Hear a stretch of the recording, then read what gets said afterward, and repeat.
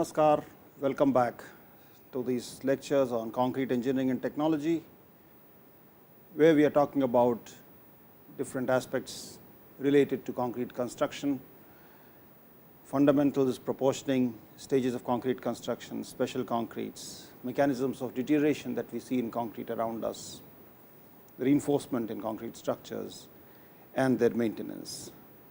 Continuing with our discussion on stages in concrete construction from the point of view of quality control and quality assurance, we saw in the last discussion that issues related to quality are very closely related to accidents and safety.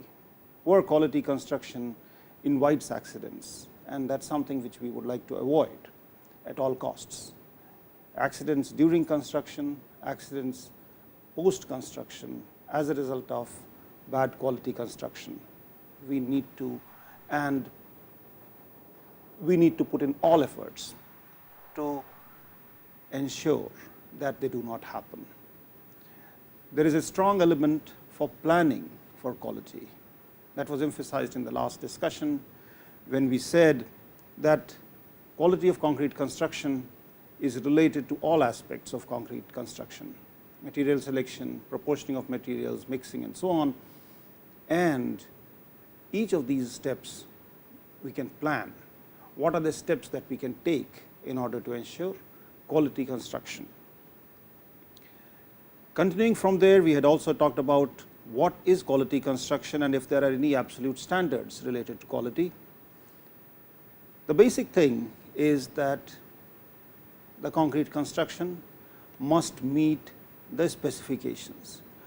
What we want from the structure should be laid down in the specifications, and we must have test methods in place which will ensure that what we get in the concrete structure by way of the materials that we have used, by way of the performance of the concrete that we have used, those specifications are satisfied.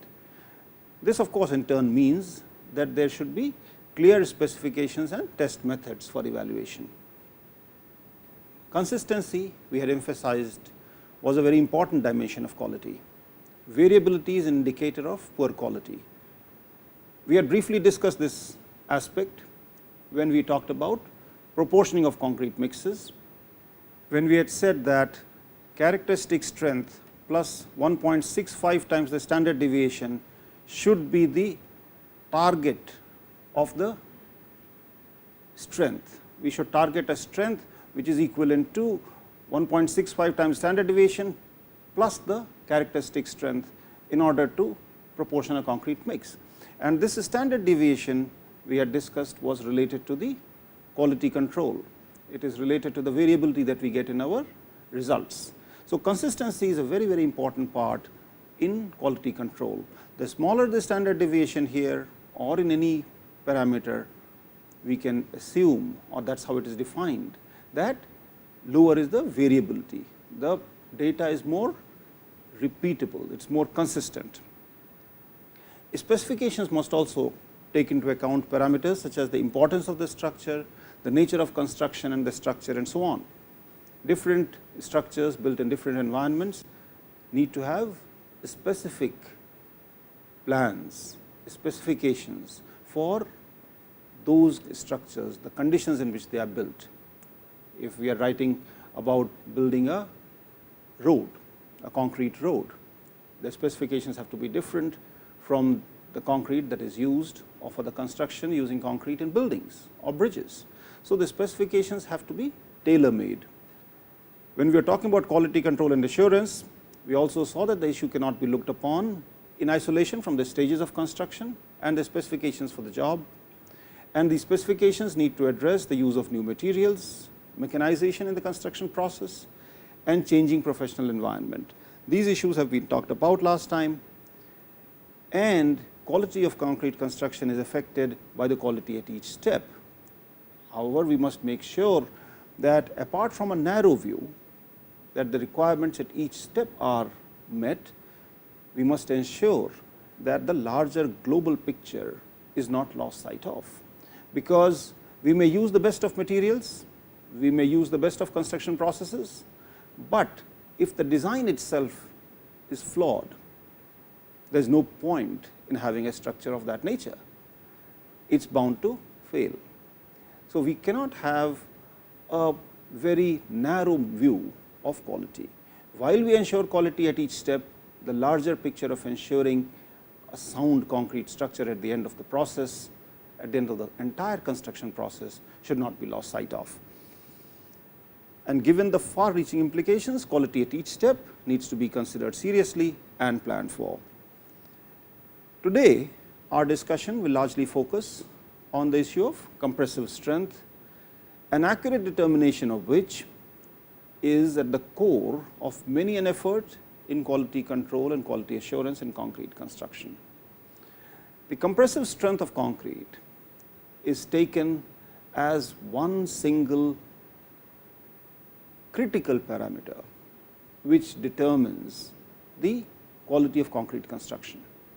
There are lots of others, but a lot of effort is related or is made to ensure and discuss the compressive strength, the strength of the concrete that we are using. Of course, there are specifications involved. Different specifications talk of slightly different things as far as compressive strength is concerned, in terms of the specimens used, in terms of the age at which they are tested, the shape, the size, and so on. We will confine our discussion largely within the scope as defined in terms of IS 456, which is the basic Indian specification on the subject. Now, testing for concrete or the compressive strength of concrete as a parameter for quality control requires us to address the following: sampling frequency and method. How much concrete should be taken, how frequently it should be taken, how the samples should be taken, and so on.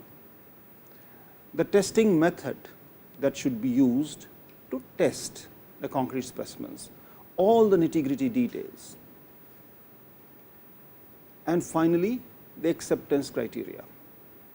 Given the results, whether the concrete is acceptable. We must remember that any test method, if we follow it religiously, will yield a result. The issue is whether that result is acceptable to us or not, and that is the core of the acceptance criteria, which is a very, very important part as far as writing specifications is concerned. These three aspects, sampling frequency and method, the test method, and the acceptance criteria, in a manner of speaking, lay down the rules of the game, and it is very critical given the nature of the activity. These rules have to be defined before the game begins. We cannot change the rules in the middle of the game. We cannot suddenly say that, well, the project started with a certain acceptance criteria or a certain method of testing, but it will be changed in the middle of the project. We indeed can do that, but we should be very, very careful in doing that, given the fact that quality control is not really just one player problem. It just does not involve a single company or an organization.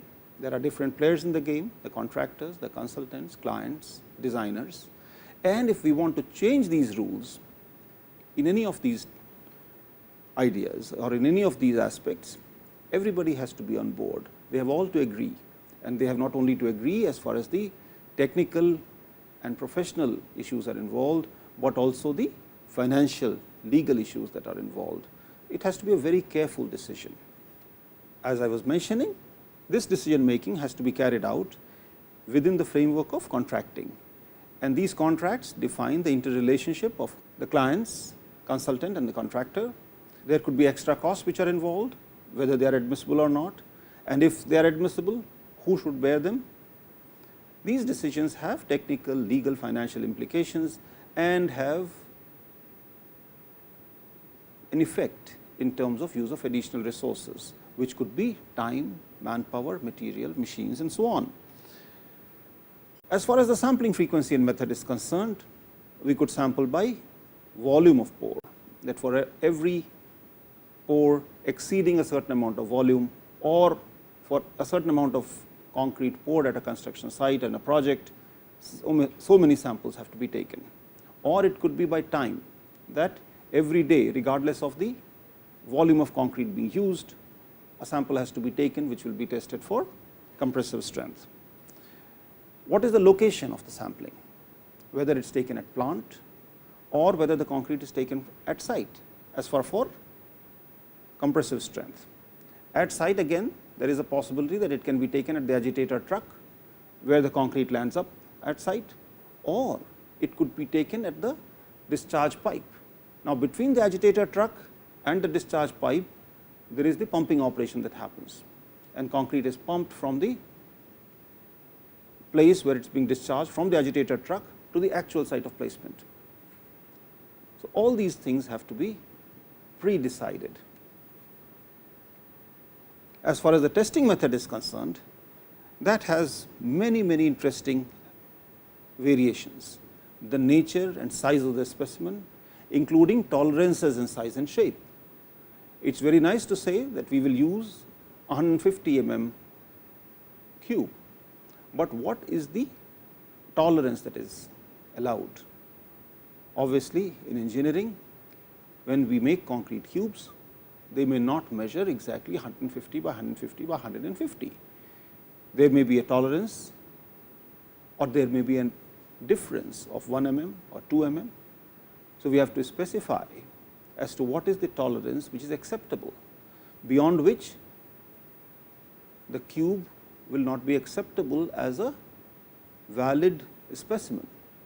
Similarly, in shape, it is nice to say that the edges or the angles between faces should be 90 degrees.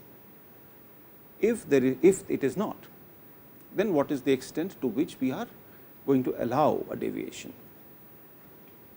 How are the specimens going to be stored before testing? What kind of curing will be carried out? At what temperature will the water be if it is water curing? As far as the testing method is concerned, once the concrete specimens have been cured, what kind of equipment will be used?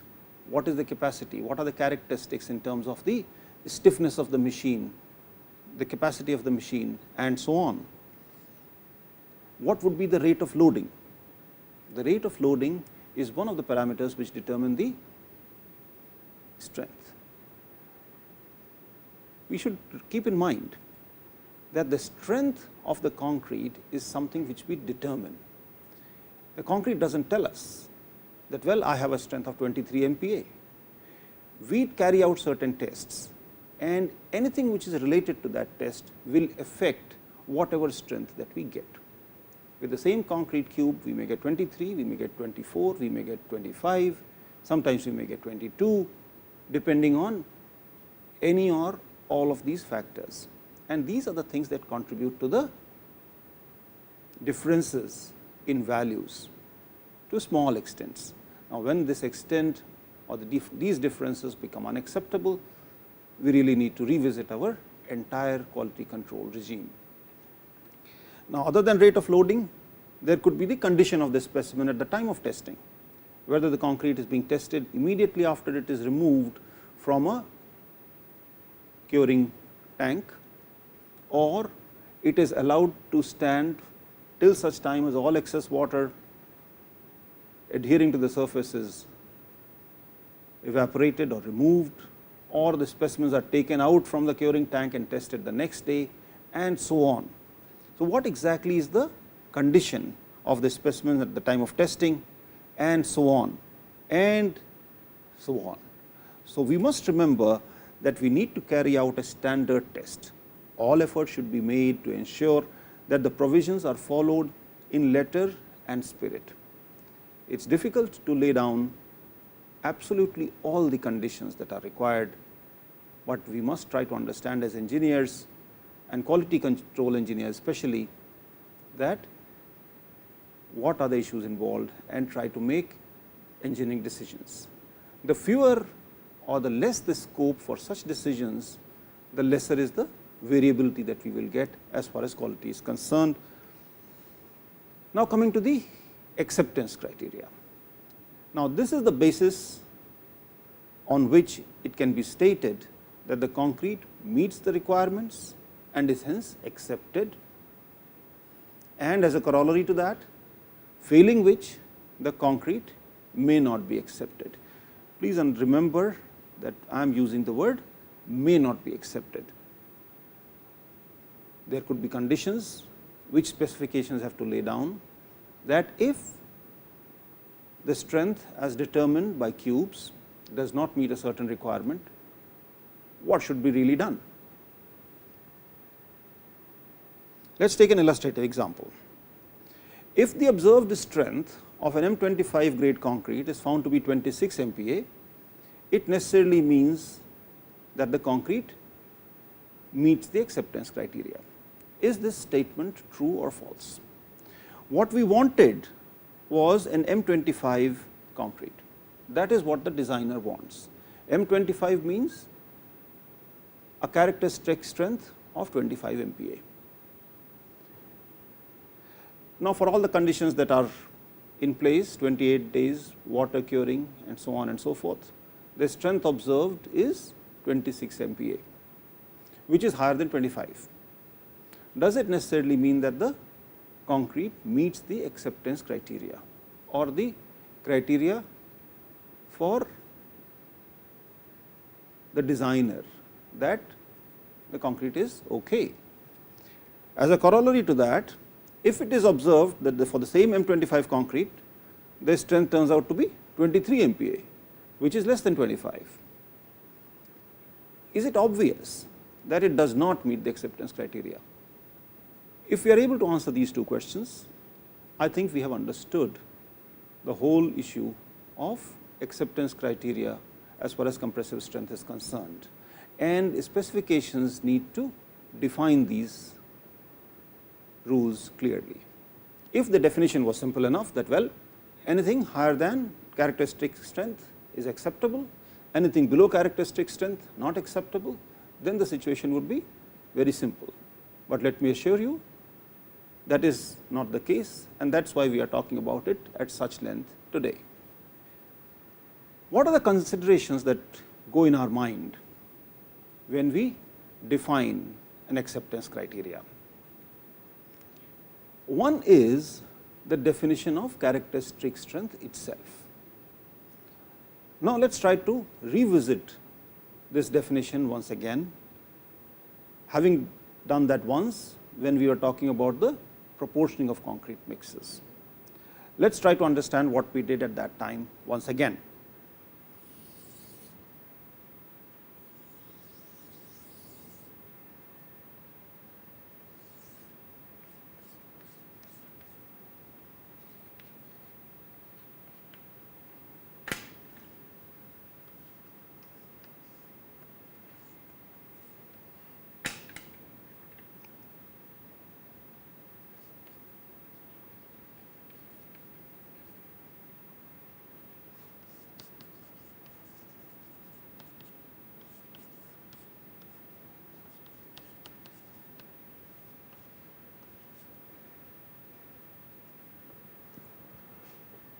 Now, this here is the frequency distribution of strength data as far as concrete is concerned for a given condition. By definition, characteristic strength FCK means or refers to that strength below which not more than 5% of the specimens are allowed to fall. In other words, the area under this curve beyond the characteristic strength should be 95%. When we were doing proportioning of concrete mixes, we said that in order to achieve this characteristic strength, the concrete should be proportioned such that the mean strength of that concrete mix should be FCK plus 1.65 times standard deviation. And the standard deviation, if it is not known to us to begin with, we are allowed to assume certain standard deviations which are given in the specifications depending on the grade of concrete which is being used. Now, the picture really is the following. We have concrete which has been cast in a structure with a concrete whose mean strength was higher than the characteristic strength, and we have also accepted the fact that a certain amount of specimens, a certain amount of samples will be allowed to fall below the characteristic strength, with the provision that not more than 5% of the samples will fall there. Now, this allowance of allowing or permitting a certain number of samples falling below characteristic strength throws out of the window the idea that any concrete which is higher than FCK is acceptable and anything which is lower than FCK is unacceptable. By our own definition of characteristic strength and the design process, we have allowed a certain amount, 5% of the specimens to be below FCK. Similarly, the concrete is not designed for FCK. The strength of the concrete itself is not the characteristic strength. The strength of the concrete is a value which is higher than the characteristic strength. And these two aspects must be addressed when we talk about acceptance criteria, when we talk about laying down acceptance criteria. So, continuing with our discussion as far as considerations in defining or laying down acceptance criteria is concerned, apart from the definition of characteristic strength as we discussed, there has to be a reasonableness in the criteria and decision making. The reasonableness now comes from engineering considerations. It is all right to say theoretically or scientifically that 5% of the specimens or the samples may fall below characteristic strength. But would we like in a structure to have 5% area or 5% volume in that concrete to be very, very poor as far as quality is concerned? The answer obviously is no, which means that now from an engineering judgment, we will temper the criteria of 5% specimens being allowed to fall below characteristic strength. Similarly, we need to take a decision within a reasonable time frame. We cannot wait for the decision making till a large number of samples have been tested. We need to take decisions so that the concrete construction can proceed, and therefore, certain groups or certain time spans have to be identified and the decisions taken and the chapters closed as the construction proceeds. Similarly, poor construction or good construction at one point in time cannot be allowed to affect the decision making beyond a certain point in time. We should keep in mind that concrete construction in large projects often continues for a period of several months and maybe a couple of years in certain cases, and therefore, it is very likely that due to certain reasons there might have been very good construction at some points in time and maybe some very average kind of construction at different points in time.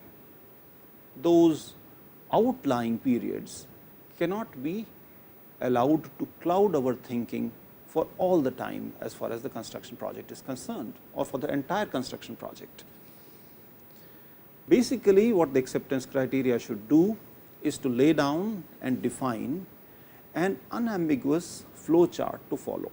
The step by step process should be very, very clearly defined, and it should define not only what should be done in one case, but also the other case. For example, we may say that, well, if a certain condition is met, the concrete is acceptable. We must also say that if that condition is not satisfied, what are the steps that need to be taken such that all possibilities that arise as a result of the testing of concrete are covered.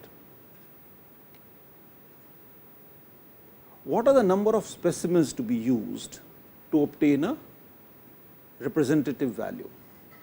Now, here we have used the word specimen, and a specimen is a single piece. A sample comprises of several specimens. So, sometimes we talk of samples and sometimes we talk of specimens. We should be clear as to what is the significance of the result in terms of the result obtained from the specimen or the result obtained from the sample, and that is something which we are going to talk about as we go along. Acceptance criteria should obviously handle non-acceptance as well, and that is what we have said, that it has to cover all possibilities. Let us take an illustrative example once again. Now, as far as testing for compressive strength in concrete is concerned, we usually use 3 specimens and test them for strength, and these 3 specimens constitute a single sample. So, we take 3 cubes 1, 2 and 3, test them for strength, maybe we will get strength 1, 2 and 3, and then we take an average of 1 plus 2 plus 3 and try to see what is the average strength that we get as far as these specimens are concerned, and that becomes the strength of the sample that we have taken. And we are not going to the statistics of why to take 3 specimens. Continuing this discussion with 3 specimens, first thing that we need to ensure is that they yield internally consistent results. Therefore, we need to carry out a test and determine if the sample is admissible or valid. Let us take an example. We take 3 specimens and these 3 cubes, they yield a value which is 22, 23 and 24 MPa. They seem to be internally consistent, and there does not seem to be anything wrong in taking the average here and saying that, well, as far as the concrete sample is concerned, the average is 23 MPa. Having said that, now instead of 22, 23 and 24, if these 3 cubes were to yield 15, 25 and 35 MPa as the values, then it is difficult to say that this is a sample which represents a concrete with an average strength of 25, because we are not sure which of these specimens is really a true representative of the concrete. Apart from these 2 examples, there can always be a situation where the 3 specimens that we test give us values which are 27, 28 and 15 or 42. Now, in either of these cases, we have these 2 as outliers. These 2 will affect the average of the sample, if we want to call it a sample, and this is what we refer to, and this treatment or this test that we are trying to carry out now is one which defines internal consistency of the specimens in order to ensure that they constitute a valid sample. The acceptance business comes much later. First of all, we have to establish that the 3 results are internally consistent. How do we determine or establish this internal consistency? Now, how do we establish that these specimens or a set of results that we get from 3 specimens is internally consistent? And for that we need a test. The Indian specifications tell us that the results will be deemed to be consistent if the standard deviation within these 3 results is within a certain number. We must carry out that test and see if the results are within the permissible range, and then we know whether the sample is valid and admissible or not. Now, coming to the assertion that specifications need to cover all possibilities. We also need to say that in case the specimens yield results which are not internally consistent, then what should be done? One possibility is that in a situation like this, where we get 27, 28 and 15, we say 15 is an outlier and the average of these two will be taken, or the average of these two may be taken. Or we can say that, well, if the sample is such that the standard deviation is higher than the acceptable level, the entire test is thrown out, it is not to be used. It can be one or the other. The Indian specifications tell us that it should be simply thrown out of the window. The test should not be considered, or the test results should not be considered. So, once we do not have a valid sample, there is no question of talking in terms of any acceptability of that sample.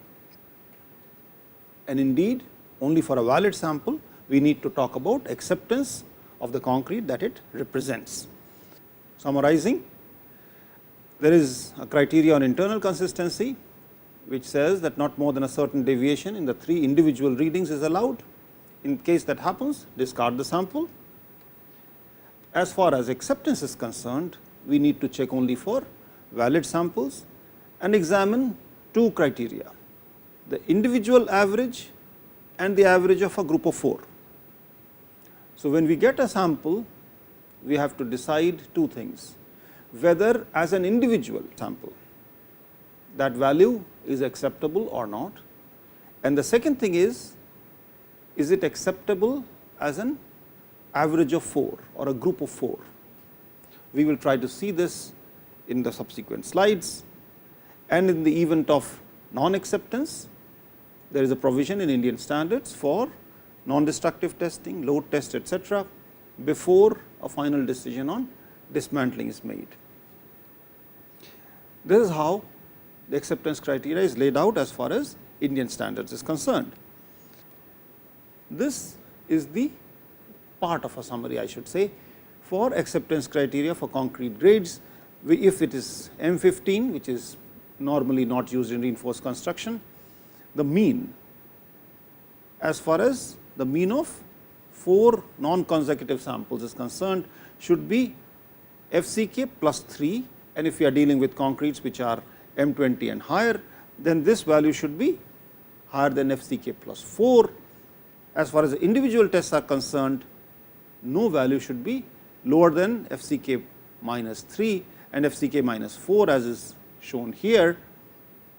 These values 3 and 4 are given as absolute numbers and are also given in terms of the standard deviation that we get in the field.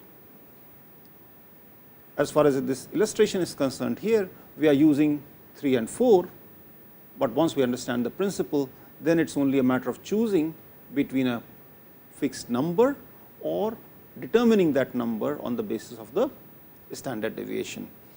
As far as Indian standards is concerned, for assumed standard deviations. Now, we can see that for different grades of concrete, there are different standard deviations that may be assumed in the absence of actual field data. Now, this is the kind of table that we used when we did proportioning of concrete mixes. Initially, we may have to do that even when we are doing acceptance of concrete early in the project, when enough data has not accumulated in order to enable us to determine or understand for ourselves what is the real standard deviation as far as concrete is concerned for a particular project.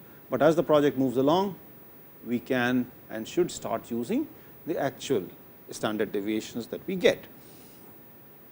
Now, coming to the concrete quality control itself, let us say these are the individual values of sample strengths, that is, strengths determined on the basis of 3 specimens each. All of them of course, have to be valid. Now, what we will get is a certain compressive strength. The compressive strength as determined is not really related to the characteristic strength, except that of course, based on the characteristic strength that we want, we would decide acceptance of a certain value.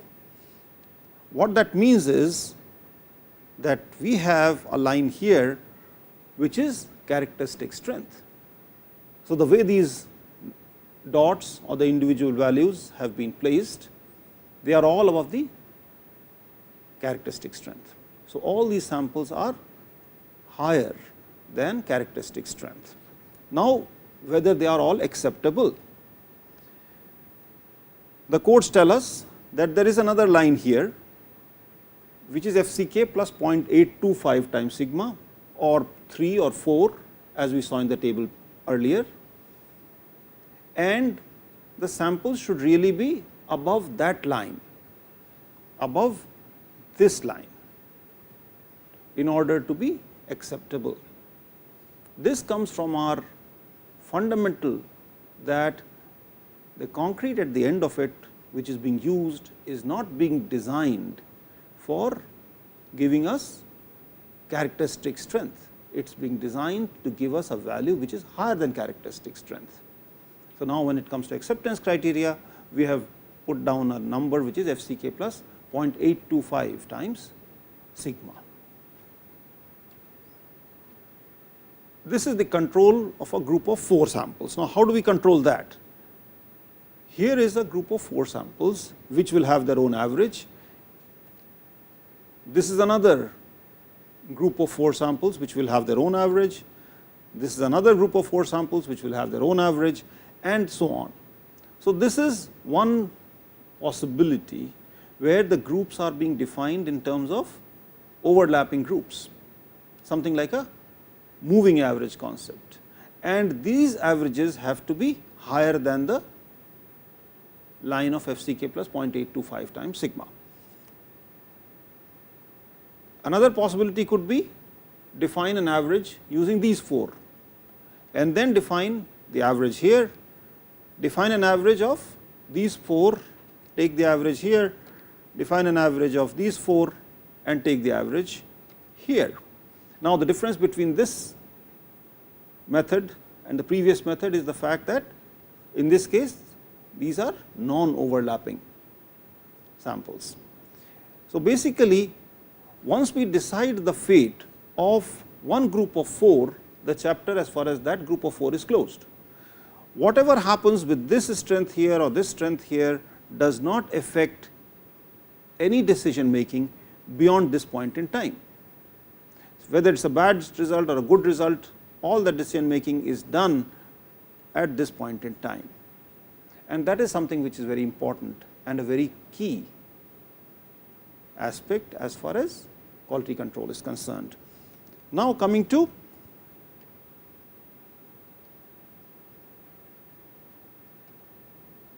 individual samples.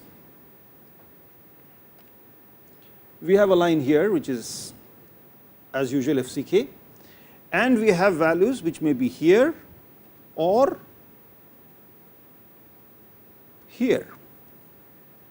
Now, as individual samples, are these values acceptable or not, regardless of what happens to the average?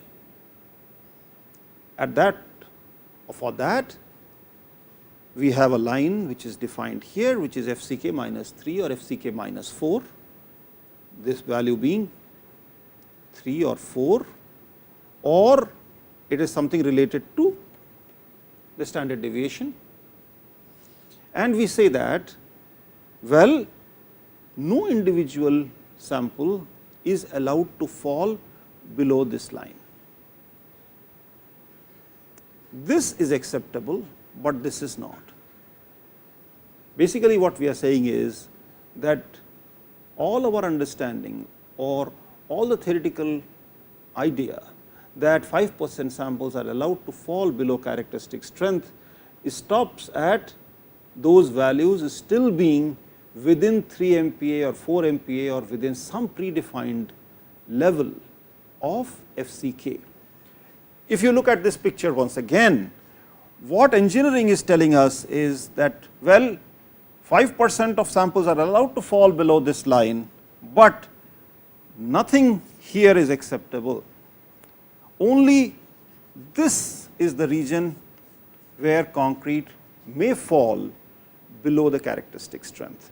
This region here is this 3 or 4 MPa or whatever it is. And therefore, this value is acceptable, because even though it is below FCK, it is above this critical value of FCK minus 3 or FCK minus 4, depending on whether we are testing M15 concrete or M20 concrete or M25 concrete, and of course, these 3 and 4 are related to the standard deviations and so on, whereas this concrete is not acceptable because it falls below the minimum strength.